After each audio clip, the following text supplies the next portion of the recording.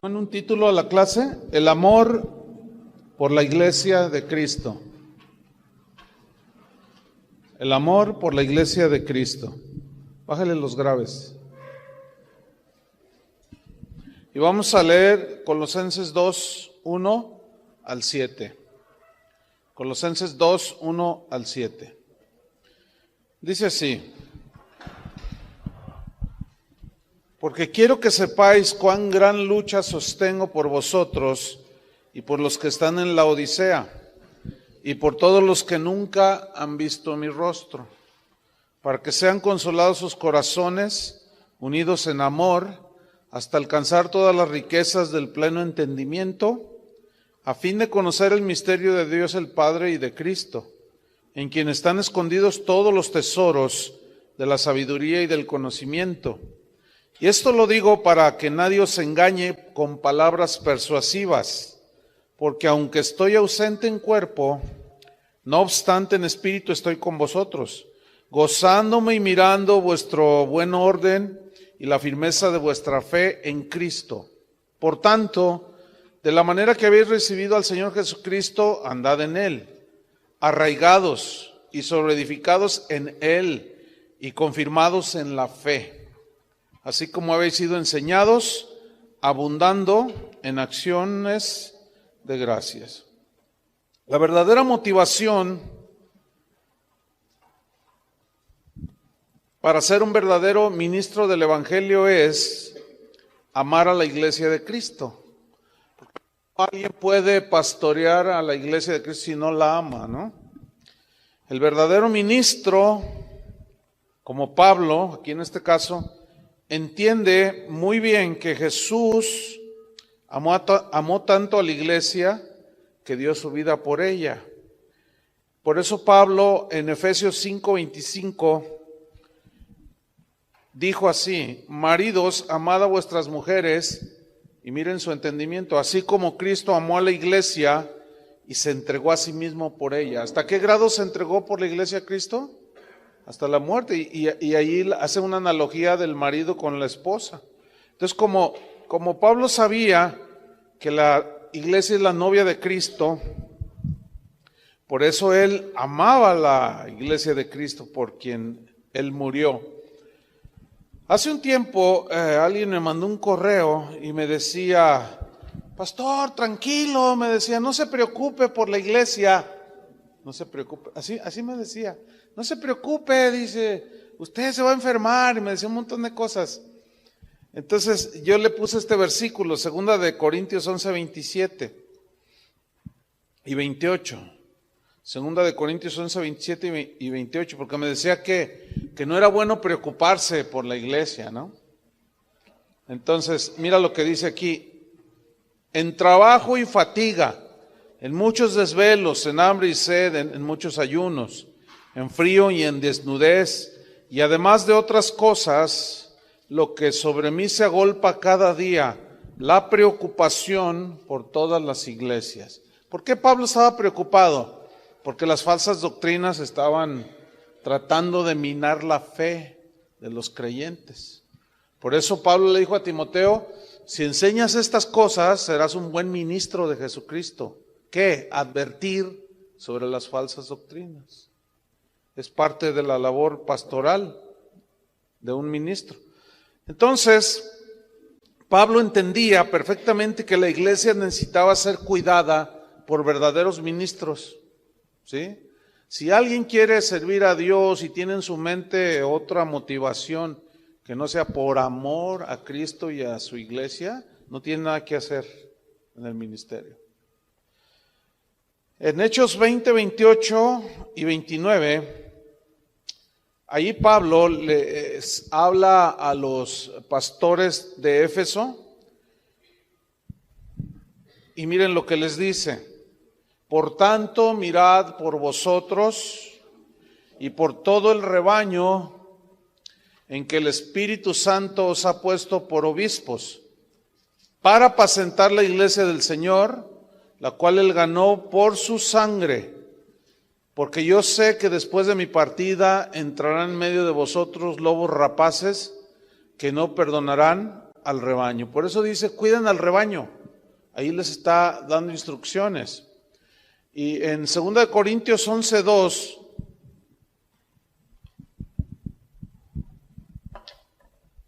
Segunda de Corintios 11:2, ahí vemos el celo de Pablo por la iglesia. Les decía a los corintios, porque os celo con celo de Dios, pues os he desposado con un solo esposo para presentaros como una virgen pura a Cristo. Entonces Pablo estaba demostrando su amor por la iglesia. ¿Cómo era la demostración? Cuidándolos, velando por su bienestar espiritual y guardándolos de las desviaciones. En 2 Corintios 12:14, 2 Corintios 12:14 y 15, ahí vemos a un Pablo dispuesto a dar su vida, dándose a sí mismo y aún dispuesto a dar su vida por la iglesia. 2 Corintios 12:14 y 15. Dice así, he aquí, por tercera vez estoy preparado para ir a vosotros, y no seré gravoso, o sea, no les va a costar nada que yo vaya a visitarlos a ustedes, porque no busco lo vuestro, o sea, lo que ustedes poseen, sus bienes, sino a vosotros. A mí no me interesan lo que ustedes tienen o me puedan dar, eso es lo que está diciendo Pablo, sino me interesan ustedes. Pues no deben atesorar los hijos para los padres, sino los padres para los hijos. Y yo, dice Pablo, con el mayor placer gastaré lo mío. Y aún yo mismo, dice, yo mismo me gastaré, o sea, hablando de sus fuerzas, hablando de su tiempo, hablando de su desgaste físico, ¿sí? De su desgaste, pues, espiritual y emocional. Dice, aún yo mismo me gastaré del todo por amor de vuestras almas, ¿sí? Entonces imagínate cómo quedan todos esos predicadores o cantantes que tú los invitas a predicar y te cobran $20,000, $15,000. Es una vergüenza. Esos no aman a la iglesia de Cristo. O sea, si no les pagas, no te vienen a cantar, no te vienen a dar show, ni te vienen a dar sus grandes revelaciones. Pero ¿saben por qué existen todo ese tipo de falsos ministros? ¿Saben por qué existen? Por la ignorancia de los pastores que los invitan. Porque si no los invitaran, no existirían. ¿Entiende? Y también es por la ignorancia y porque los pastores no tienen un buen entendimiento, los que los invitan, pues. Y entonces creen que porque traen a un famoso a cantarles o a predicarles, ya van a ser edificados y bendecidos. Entonces pues ellos están dispuestos a pagar lo que les cobren, ¿sí? Pero Pablo era diferente. Esos no aman mire, ha habido casos en los que hacen los arreglos, dice, bueno, me da el 50% de lo que cobro, entonces deposítamelo a tal cuenta. Y luego ya cuando están en el evento dicen, deme lo que falta, si no, no predico. Oye, pues es que fíjate que las entradas no estuvieron buenas, no, entonces no predico. Y lo que usted me dio, eso ya lo pierde. Y ha habido casos en que dicen, no, pues no llegó el predicador, no, pues el cantante se enfermó, no, pues ¿cuál? Canceló, porque no le pagaron. ¿Ustedes creen que esos aman a la iglesia de Cristo? Pues no. Y lo dice Pablo, yo mismo me gastaré del todo por amor de vuestras almas, aunque amándoos más, sea amado menos. Eso es tener amor por la iglesia de Cristo, ¿no? Ahora vamos a Colosenses 2:1, porque aquí vamos a ver el amor de Pablo por los colosenses y por otros más que incluye ahí. Colosenses 2:1 dice, porque quiero que sepáis cuán gran lucha sostengo por vosotros y por los que están en la Odisea y por todos los que nunca han visto mi rostro. Vosotros aquí son los colosenses, ¿cierto? Y luego dice, los que están en la Odisea, esos son otros. Y los que nunca han visto mi rostro, pero que Pablo tenía noticias de que había muchos que estaban siguiendo a Cristo. Ahora, aquí la frase cuán gran lucha viene de...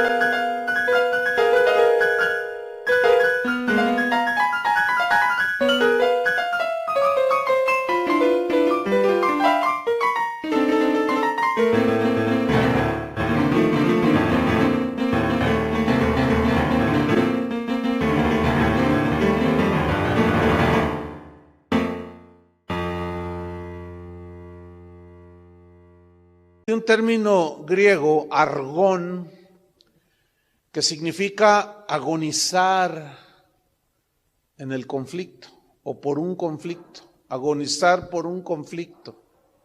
Entonces, Pablo está diciendo que él llegó al grado, estaba dispuesto a llegar al grado, y realmente lo vivió, llegar al grado de agonizar por la iglesia, ¿sí? A los Gálatas les dijo que él tenía como dolores de parto, decía, hasta no ver a Cristo formado en vosotros. Entonces él ponía todas sus fuerzas, todo su empeño en ministrar a la iglesia. Yo tuve un maestro, uno de mis maestros en la escuela bíblica, que me enseñó una vez, pero de manera personal, me decía: mira, Chuy, si algún día tú enseñas o predicas, tú no te fijes en cuántos están ahí enfrente tuyo. Si son 2, predícales como si fuera la última vez. Si son 20,000, predícales como si fuera la última vez. Tú enseña, tú da todo. Porque luego muchos dicen: no, hay re poquitos. Y fíjense hasta dónde se corrompe el ministerio. Invitan a uno y luego te preguntan: ¿cuántos asistentes van a tener en la conferencia? Si tú le dices: no, pues es una iglesia van a venir 200 personas. No voy. Claro, porque a mayor número de gente, eso significa más dinero para ellos. ¿Entienden? Porque luego suelen pedirle dinero a la gente. Entonces 200 pues, les dejan más 5,000 personas, ¿no? Entonces Pablo decía: yo agonizo. Pablo no se fijaba en el número de los colosenses. Él se fijaba en el valor de un alma, el costo que pagó Cristo, que fue su vida en la cruz. Entonces Pablo mostraba su amor a los colosenses. En el versículo 2, ahí vemos 5 cosas que Pablo deseaba para los cristianos en Colosas. 5 cosas. Están a partir del versículo 2. La primera cosa que él deseaba, o sea, él dice: yo sostengo gran lucha por todos ustedes para que sean consolados sus corazones. Y aquí el verbo consolar en el griego tiene más significados, y es orar, rogar, alentar, animar, confortar. Entonces, Pablo les enseñaba la palabra de Dios precisamente porque los amaba. Oraba por ellos, rogaba por ellos, los alentaba con la palabra de Dios, los animaba, los confortaba. Fíjate, en Hechos 20:31,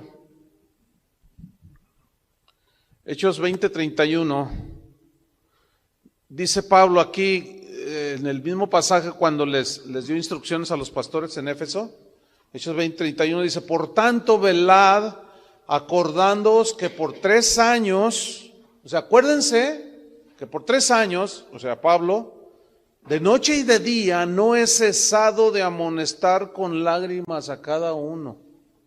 Por 3 años que estuvo allí con ellos, de noche y de día los amonestaba, los animaba. Aquí amonestar es la misma palabra paracaleo, que se traduce consolar sus corazones. O sea, los oraba por ellos, rogaba, los alentaba, los amonestaba, los animaba, los confortaba, ¿sí? Y ahí se ve pues el amor de Pablo por la iglesia. La cosa número 2 que Pablo deseaba por los cristianos en Colosa era que estuvieran unidos en amor, porque él pedía a Dios por todo eso, para que sean consolados sus corazones, y lo dice el mismo versículo 2, unidos en amor.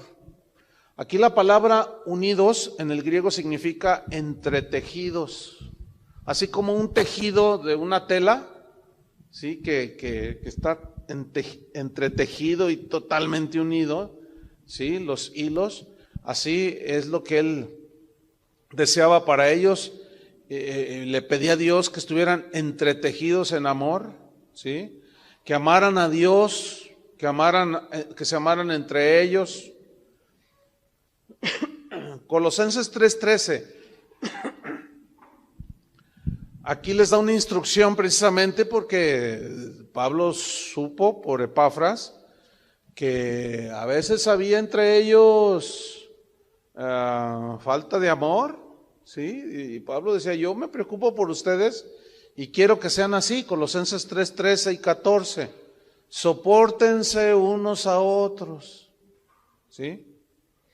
Y perdónense unos a otros, si alguno tuviere queja contra otro. ¿Por qué les escribió esto? Porque eso estaba pasando con los colosenses. Sopórtense unos a otros.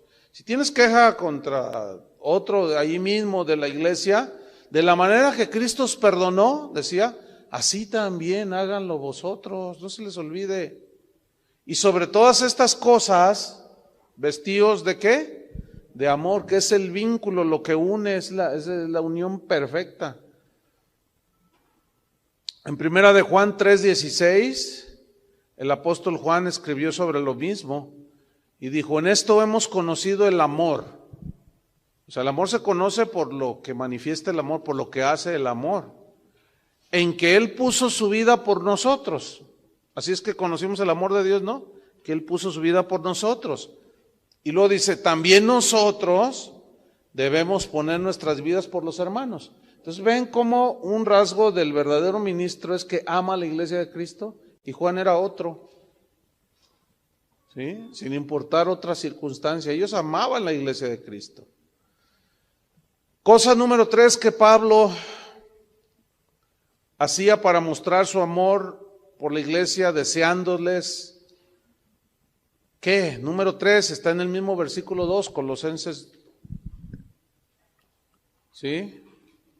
2:2 dice, hasta alcanzar todas las riquezas del pleno entendimiento. O sea, Pablo no quería que se quedaran en ignorancia, sino que alcanzaran todas las riquezas de pleno entendimiento, ¿sí?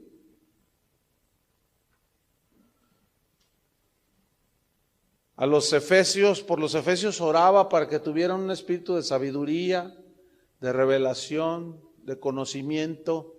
También a los colosenses les dijo, ¿se acuerdan? Que el Señor alumbre su entendimiento para que sepáis cuál es la herencia. Eso es a los efesios. Cosa número 4, que Pablo demostraba su amor por los colosenses, está en el mismo versículo 2, hasta alcanzar todas las riquezas de pleno entendimiento, a fin de conocer, o sea, pleno entendimiento para conocer el misterio de Dios el Padre y de Cristo.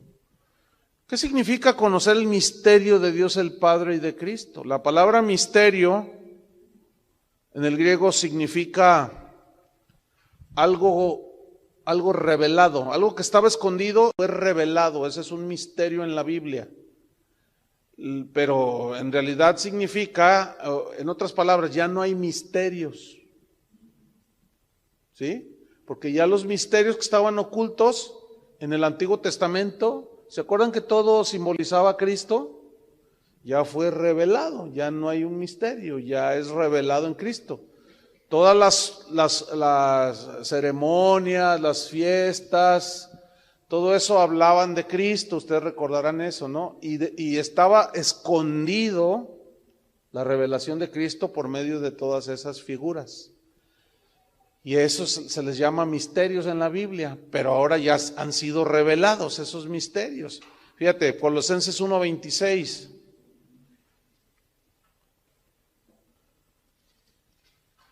Y 27.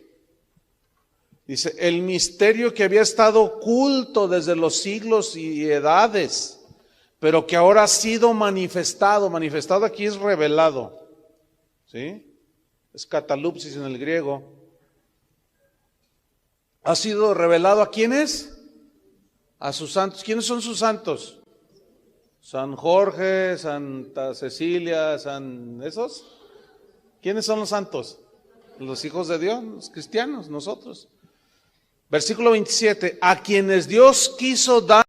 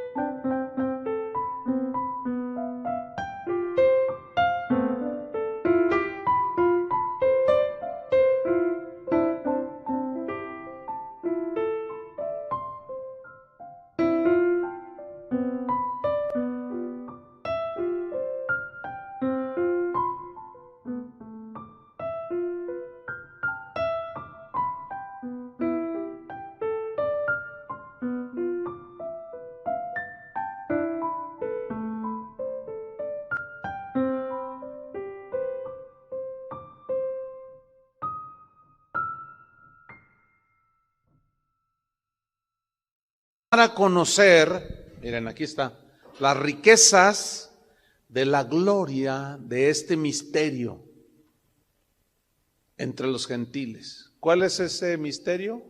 Que es Cristo en vosotros, que es Cristo viviendo en el corazón del creyente. Ese es, y fíjate, esto de que Cristo vive en la vida de un creyente sigue siendo un misterio para el que no tiene la iluminación del Espíritu Santo, para el que no entiende las cosas espirituales. Solo aquellos que han nacido de nuevo, que están sellados con el Espíritu Santo, que tenemos la revelación del Espíritu Santo a nuestro alcance, no por nuestros méritos, sino por lo que Cristo hizo, nos es revelados estos misterios, ¿sí? Que Cristo vive en nosotros. ¿No te has encontrado con gente que cuando tú le dices, porque ya para nosotros es un lenguaje muy natural, ¿no? Es que Dios me dijo. Y ellos te dicen, ¿Dios te dijo? ¿Nunca les ha pasado? ¿A poco Dios te habla? Te dicen. Y tú lo dices de una manera bien natural. Sí, me habló y me dijo. Ay, yo pensé que nomás al Papa le hablaba. Y te empiezan a tirar, ¿no? Porque ellos saben, ¿no? Creen, dicen que el único que puede hablar con Dios es el Papa. Eso era en el Antiguo Testamento. Solamente el sumo sacerdote podía estar cara a cara en el lugar santísimo. Y ahí está el misterio, ¿sí? Que no todos entienden, pero que a los hijos de Dios, los que nacen de nuevo, les es revelado que es Cristo en nosotros y que Cristo es el único mediador entre Dios y los hombres y podemos ir directamente al Padre a través de Cristo, que es el camino, que es la puerta. Ese es un misterio ya revelado. Por eso la gente cuando escucha cosas como estas no entiende. Fíjate, la gente que está en sectas tampoco lo entiende. Porque ellos están a lo que diga su apóstol, a lo que diga Aarón Joaquín, ¿entienden? A lo que digan los líderes de la iglesia mormona, o sea, los de las sectas así feas, así que agreden flagrantemente a Jesús, se ponen en el lugar de Cristo. La gente que está ahí no entiende, no les es revelado que Cristo está en ellos. Y dicen, no, me mandaron un video de aquí del Señor de la Luz del Mundo, ¿verdad? Donde dice, a ver si les gusta este canto. Entonces yo dije, a ver, entonces sale la foto de él, así, ¿no? Y el coro de la iglesia le empieza a cantar a él. Dice, oh, divina luz que nos mandó del Dios el Padre, Aarón, Joaquín, tú eres la salvación está contigo. Y sin ti nada, y tú dices, ay, se te revuelve el estómago. Ahora, tú explícales a esa gente esto, y mira, aunque tengan la Biblia. Fíjate lo que dicen, que Dios les envió a ese Señor, y que en Él está la salvación, y que sin Él están perdidos, o sea, sin Aarón. Yo no sé qué van a hacer cuando se les muera, tiene cáncer. ¿Saben que tiene cáncer? Está enfermo el Señor este. Pues es un humano. Pero la gente no tiene esto y cree que lo hacen un Dios. Fíjate, es lo mismo en muchas sectas y religiones. Entonces, en el versículo Colosenses 2:3 dice, a fin de conocer el misterio de Dios el Padre y de Cristo. Y fíjate lo que dice Colosenses 2:3, en quien están escondidos. Escondidos para nosotros, entre comillas, en quien están escondidos todos los tesoros de la sabiduría y del conocimiento. Mira qué versículos. Tesoros que están escondidos para los que no creen, ciertamente, para los que aman al mundo, para los que están en doctrinas de demonios. Todas estas cosas de Cristo están escondidas, ¿sí? No tienen acceso a ese tesoro, pero que esas cosas escondidas son reveladas a los que aman a Dios, a los que han nacido de nuevo.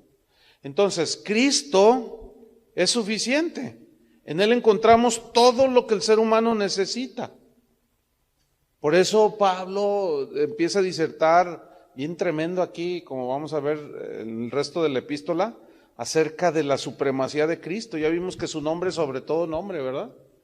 Y que Él está por sobre toda la creación, dándole la preeminencia, porque los falsos maestros minimizaban la divinidad de Cristo, lo hacían un hombre, y luego ponían filosofías que agredían la revelación de la palabra de Dios. Por eso Pablo les dice, fíjate, en Colosenses 2:4, mira lo que les dice. O sea, si en Cristo están escondidos todos los tesoros de la sabiduría y el conocimiento, no necesitamos más, ¿no? ¿No necesitamos más?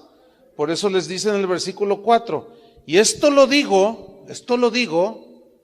para que nadie os engañe con palabras persuasivas. Entonces necesitamos crecer y profundizar en el conocimiento de Cristo, en las riquezas de su herencia, en los misterios que están escondidos para los que no le conocen, pero para nosotros están al alcance por el sacrificio de Cristo. Entonces nosotros necesitamos profundizar en ese conocimiento de Cristo, en su sacrificio en la cruz, en la obra maravillosa de la salvación, y fundamentarnos allí para no ser engañados, que nadie nos engañe con palabras persuasivas. Porque los propósitos de las falsas doctrinas, fíjense bien, hermanos, los propósitos de las falsas doctrinas son básicamente dos cosas, dos propósitos tienen. Número uno, negar la divinidad de Cristo, ¿sí? De una o de otra manera. Unos suplantan, como el susodicho de la luz del mundo, suplantando al mismo Jesús, haciéndose igual a Él. Entonces, los propósitos básicamente de las falsas doctrinas son, número 1, negar la divinidad de Cristo, y número 2, mostrar que el sacrificio de Cristo fue insuficiente, que le faltó algo. Por eso las religiones son hacer obras, ¿entienden? Hacer obras. Pero la Biblia es clara en Efesios, ¿verdad? No por obras, nadie es salvo por obras. Por gracia somos salvos, por medio de la fe. Y este es un regalo de Dios, es un don. No por obras, para que nadie se gloríe. Entonces siempre, mira, todo aquel sistema religioso, aunque sea una iglesia que diga que es cristiana, pero que enfatiza en que si no oras 4 horas, Dios no te bendice, si no lees la Biblia 10 capítulos diarios, por eso Dios no... Todo eso es de obras, hermanos, disfrazado como iglesia cristiana, no han entendido todavía. Entonces la gente en realidad no se aboca a profundizarse en el conocimiento de Cristo, sino a hacer cosas. ¿Me estoy explicando? Hacer cosas.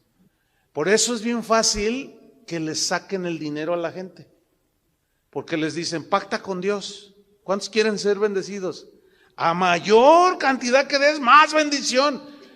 Entonces, vende tu casa, trae la factura de tu auto, y la gente va y lo hace.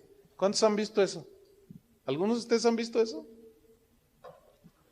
¿Por qué? ¿Por qué es tan fácil? Porque son doctrinas falsas que agreden la suficiencia del sacrificio de Cristo y agreden la divinidad de Cristo. Entonces hacen que la gente haga cosas, por eso los esquilman, y es muy lamentable. Entonces el que busca sabiduría y conocimiento de Dios fuera de Cristo, solo encontrará doctrinas de demonios. ¿Entiendes? O sea, si tú no encuentras la sabiduría y el conocimiento de Dios a través de Cristo y de la palabra, lo único que van a encontrar son doctrinas de demonios, que son las que abundan, pero... 1 Timoteo 4:1. 1 Timoteo 4:1. Dice así, pero el Espíritu dice claramente que en los postreros tiempos algunos apostatarán de la fe. ¿Qué es apostatar? Es alejarse de las verdades del Evangelio, es abandonarlas, ¿sí? Algunos apostatarán de la fe escuchando a espíritus engañadores y a doctrinas de demonios. Fíjate, escuchando, aquí la palabra clave es escuchar, ¿sí? ¿Cómo es que alguien llega a desviarse? Escuchando espíritus.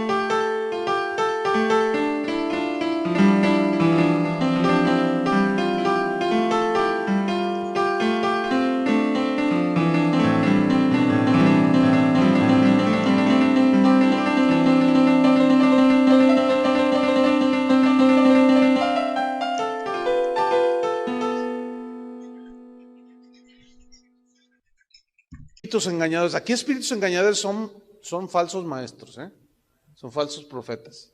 No es un espíritu que se les aparece y los engaña, no. Espíritus engañadores son predicadores que enseñan cosas contrarias a lo que enseña la Biblia y a doctrinas de demonios. ¿Quiénes traen las doctrinas de demonios? Los falsos apóstoles, los falsos maestros, ¿sí? Por eso, hermanos, tenemos que analizar todo lo que escuchamos y todo lo que vemos y tenemos que someterlo a la autoridad de la palabra de Dios. Todo lo que se diga,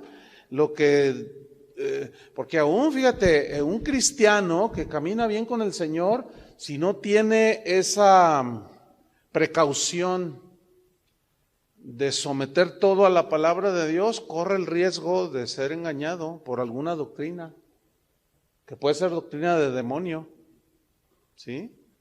Y miren, yo les puedo contar un montón de casos que he visto a través de los años, cuando la gente, pueden ser nacidos de nuevo, pero al no profundizarse en las verdades de las riquezas de Cristo, en quien están escondidos todos los tesoros, y luego empiezan a buscar en la psicología, empiezan a buscar en las experiencias sensoriales.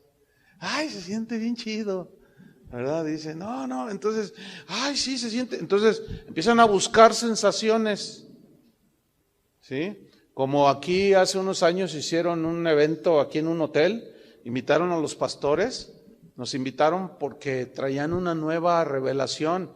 Y bueno, pues iba Toñito, Chuy García, y yo dijimos, bueno, vamos, nos invitaron, vamos, pero vamos, llévate la Biblia, compadre. Y que empiezan. Y dice uno, sí, yo sé que aquí hay unos muy estudiosos de la Biblia. Dice, y de una vez les digo, esto que les estoy diciendo no está en la Biblia, ni lo busquen, no está. Pero Dios me lo reveló a mí.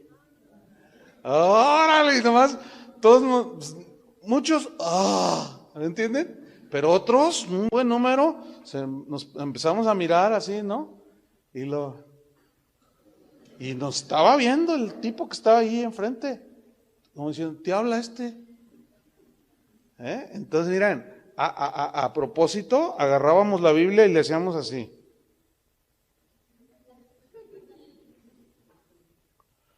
Y luego dice, y lo que van a ver a continuación, estas son las cosas que están escondidas, dice. Cosas que ojo no vio ni oído yo, son las que Dios ha revelado a los que lo aman. Vamos a orar por ustedes, y uno por uno. Pero algunos van a hacer cosas extrañas, pero no se asusten. Así es que fórmense. Y empezaron a formarse algunos, entonces oran por la esposa de un pastor, y suelo, ¿no? ¡Pah! Y de pronto, mira, con un salto así de felino, se pone en 4 manos así en el piso y luego le hace ¡wow! No estoy exagerando, ¡wow! Y luego decían, ese es el león de Judá. El león de Judá está hablando. Y la esposa del pastor dice, entonces dice un pastor, hazte para allá, no te vaya a rasguñar la señora, dice. No, ¿qué es eso? Por el amor de Dios. Puras doctrinas que nada que ver. Por eso Pablo dice, no, para que no los engañen con palabras persuasivas. No. Fíjate, Gálatas 1:8, lo que dice. Gálatas 1:8. Mas si aún nosotros o un ángel del cielo os anunciare otro evangelio diferente del que os hemos anunciado, sea anatema. Como antes hemos dicho, también ahora lo repito, si alguno predica diferente evangelio del que habéis recibido, o sea, ya no hay otro, sea anatema. Pues déjenme decirles, hermanos, muchos oyendo esto, diciendo a veces amén, pero al no arraigarse, como más abajo Pablo dice, al no arraigarse en esas verdades, se pueden desviar.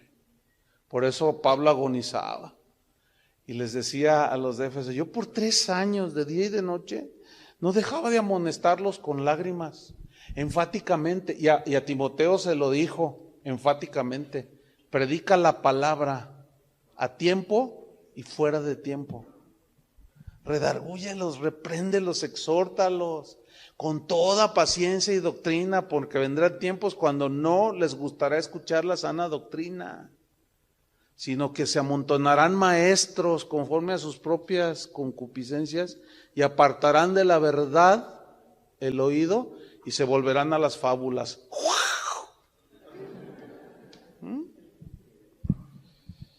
Colosenses 2:5. Pablo está diciendo, y esto lo digo para que nadie os engañe con palabras persuasivas. Versículo 5, porque aunque estoy ausente en cuerpo, eso significa que Pablo estaba en la cárcel, No obstante, dice, en espíritu estoy con vosotros, gozándome y mirando vuestro buen orden. Aquí la frase buen orden en el griego significa, es una palabra que habla de soldados disciplinados. ¿Sí? Entonces el cristiano debe ser disciplinado. ¿Sí? Dice, y mirando vuestro buen orden, como soldados, bien disciplinados, y la firmeza de vuestra fe en Cristo, de la cual Pablo no quería que cayeran. Aquí firmeza de vuestra fe significa solidez. Fíjate qué tremendo, fe sólida. La única manera de tener fe sólida es arraigándote en las verdades de la Biblia, no en tus sueños, en sensaciones, que estaba orando y sentí tan bonito, hermano, y ay, que no sé qué, y el Señor me arrebató y empecé a volar. ¿Quién sabe cuántos rollos saca la gente? Otros, ustedes saben, ¿no? Dicen que se van al infierno y que vieron que los demonios torturaban a la gente, y eso es totalmente antibíblico. La Biblia dice que el infierno fue preparado para atormentar a Satanás y a sus ángeles. O sea, los Satanás y sus demonios no están en el infierno así como si nada, esperando a que llegues para torturarte. No, hombre, esa es una falsa doctrina. ¿De dónde salió? Y la gente dice, qué tremendo testimonio, es aquel hermano se fue al infierno y vio cómo los demonios torturaban a la gente. Puras fábulas, puras mentiras.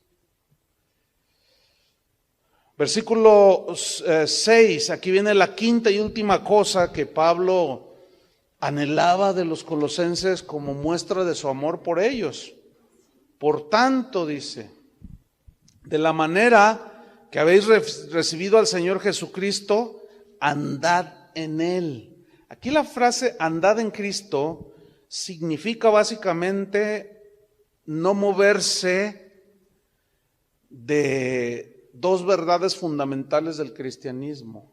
Andad en Cristo, repito, significa básicamente no moverse de dos verdades fundamentales. Una es que Cristo es Dios y la otra es que Él es suficiente para todo. ¿Sí? Cristo es Dios. Esa es una verdad fundamental, eso es andar en Cristo. ¿Sí? Que tú estés plenamente entendido de la divinidad de Jesucristo. Si no hay divinidad de Jesucristo, fue un hombre como tú y como yo. No tiene sentido, es como cualquier otra religión de un hombre bueno. Mahatma Gandhi, Buda, mucha gente, filósofos. ¿Sí? Entonces, ¿cuáles son esas dos verdades? Cristo es Dios y Cristo es suficiente para todo. O sea, no necesitamos más. Si Cristo es Dios y murió por mí, y si Dios nos dio a su Hijo, ¿cómo no nos dará todas las cosas?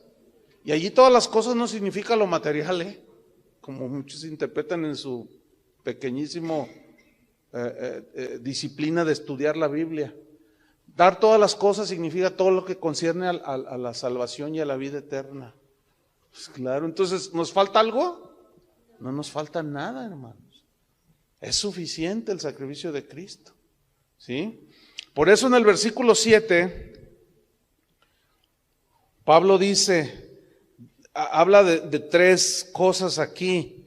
Habla de arraigados, habla de arraigados, habla de sobreedificados, sea, en Cristo, arraigados en Cristo, sobreedificados en Cristo y confirmados.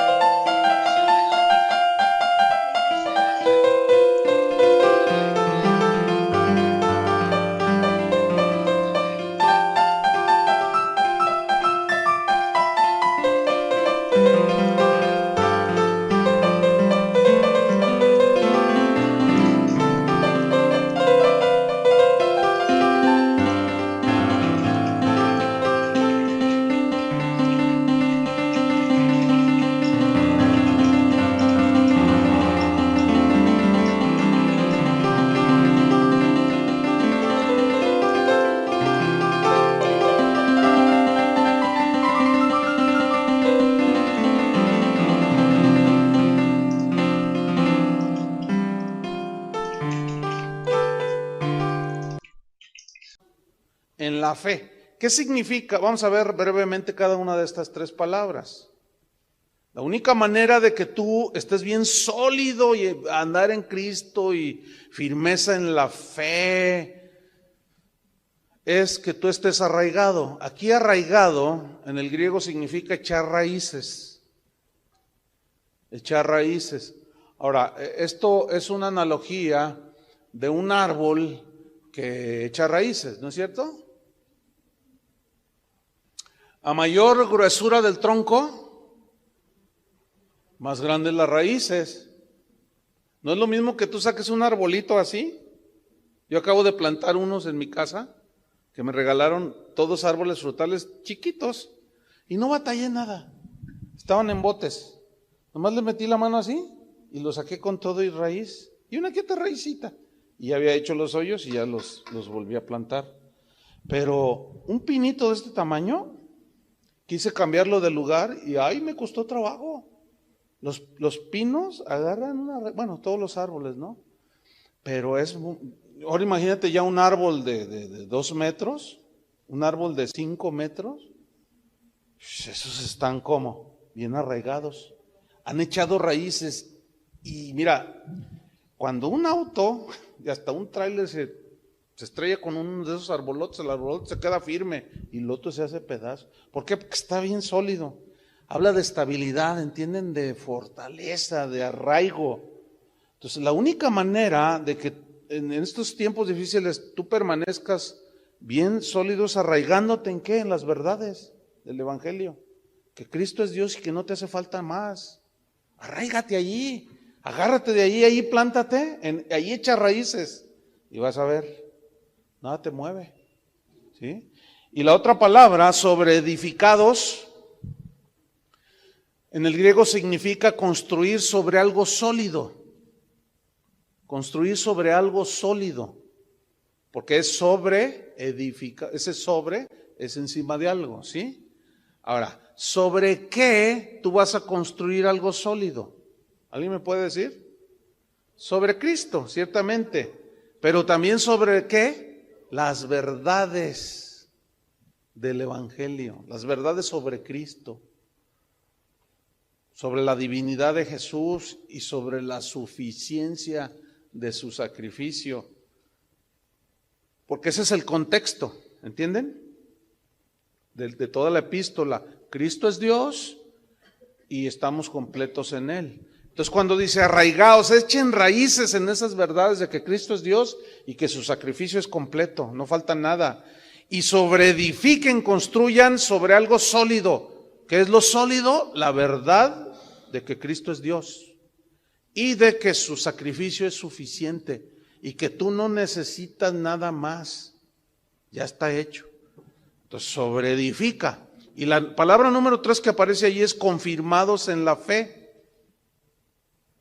Y aquí confirmados en el griego habla de un caminar seguro. ¿Sí? En el griego eso significa confirmados. ¿Sí? De un caminar seguro. Ahora, ¿un caminar seguro en qué? A ver, el que me lo diga se salva. Sí, ya sé que es en Jesús, pero ¿en qué? Piensen. ¿Qué estoy enfatizando? ¿Qué estaba enfatizando Pablo? ¿Cuáles eran las dos verdades fundamentales que él estaba diciendo que debían de arraigarse? Que Cristo es Dios y que su sacrificio es suficiente, que no tenemos que añadirle nada. Entonces, confirmados en la fe es caminar seguros en estas dos verdades. Porque alcanzan a ver que ese es el contexto de todo lo que estamos viendo. Ese era el pleito con los falsos maestros. Quitar a Jesús su divinidad y hacer insuficiente su sacrificio, como lo vamos a ver en la segunda clase. Cómo Pablo ataca las filosofías. Versículo 7, arraigados, sobreedificados y confirmados en la fe, así como habéis sido enseñados. O sea, los colosenses fueron bien enseñados. El asunto es la perseverancia, el arraigo, el edificar, el caminar confirmados en la fe. Y aquí vemos la importancia de enseñar la sana doctrina. Ahí está, no hay otra manera en que un cristiano pueda permanecer sólido. ¿Sí? A mayor se entiende que cuando un cristiano es fundamentado en las verdades del Evangelio y de quién es Cristo, se entiende que al paso de los años es más sólido porque el tronco crece, las raíces se hacen más sólidas, ¿no es cierto? Entonces, pasan los años. Yo, por ejemplo, lo veo al hermano Pablo Hunter, mi tutor de toda la vida, y no, si tú le llegaras y le dijeras, oye hermano, por ahí escuché que Cristo no es Dios, para que veas cómo te pone. Te da una revolcada con la Biblia, en el buen sentido, obviamente, se entiende. Porque está más arraigado que nunca, ¿te imaginas? Toda la vida, arraigado, echando raíces en las verdades de Cristo, de quién es Él en su obra, en que su nombre es sobre todo nombre. Y tú le llegas con tu revelacioncita a un hombre así, no hombre, olvídate. Pero le llegan a alguien que descuida la oración, el estudio de la Biblia, y le dicen, me fui al infierno, ¿te lo cuento? Ay, ¿qué viste? A los demonios torciéndoles los brazos a los hermanos. Y ahí vi a tu abuelita. ¿Mi abuelita? No. Y engañan y la gente, ay, ay. Fíjense, ¿cuántos han tenido un sueño feo? Todos. Yo soñé que se les caía el techo, pero de allá para acá, y yo estaba acá. Todos hemos tenido un sueño feo, ¿no? Entonces, tú tienes un sueño feo, entonces, vas y se lo cuentas, soñaste que aquel, ¿verdad? Entonces, el otro dice, sí es que soñaste, se me hace que comiste muchos tacos, hermano. Pero alguien que no está sólido, ¿sí? Lo mueven, lo hacen dudar. Ay, hermana, soñé que se te colgaba un diablo de la espalda. ¿Y qué hice en el sueño? ¿Qué hice yo? No, pues nomás decías, ay. Y luego dijiste, Madre Santísima, ayúdame. Entonces, ay, hermano, yo no sé qué te tratará de decir el Señor con ese sueño. Ahí anda, ay, Dios mío, ¿qué querrá decir? ¿Qué significará? Ahora, yo no estoy negando que eventualmente Dios pueda dar en un sueño, que no es lo común ya en el Nuevo Testamento, porque se nos dio ya la palabra de Dios. Pero a veces Dios en su soberanía, ¿sí? Pero eso hay que analizarlo a la luz ¿de qué? De la Biblia. Acuérdense bien de eso. Entonces vemos la importancia de haber sido enseñados en la sana doctrina. Fíjate, rápidamente, 1 Timoteo 1:3. Le dice a Timoteo, como te rogué, 1 Timoteo 1:3, escríbanlo, y 2 Timoteo 4:1. En 1 Timoteo 1:3 dice, como te rogué que te quedases en Éfeso cuando fui a Macedonia, para que mandases a algunos que no enseñen diferente doctrina. Ahí está. Ni presten atención a fábulas. Fábulas son mitos, ¿sí? Y genealogías interminables que acarrean disputas, más bien que edificación de Dios, que es por fe. Así te encargo ahora, Timoteo. Que no dejes que enseñen diferentes doctrinas respecto de Cristo, de la salvación, de la redención.